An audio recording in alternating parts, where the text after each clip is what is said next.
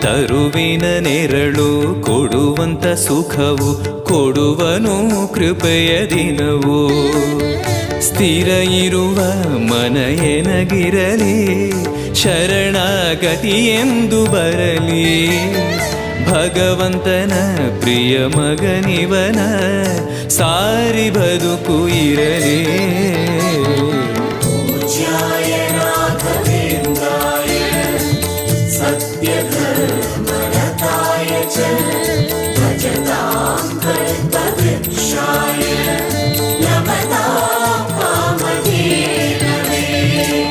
ಆಲಯವೆಂದರೆ ಮಂತ್ರಾಲಯವೇ, ಬೇರೆ ನಾ ಅರಿಯಲಾರೆ. ರಾಜನು ಎಂದರೆ ಶ್ರೀ ಗುರುರಾಜನೇ ಮತ್ತು ನಾ ತಿಳಿಯಲಾರೆ. ಆಲಯವೆಂದರೆ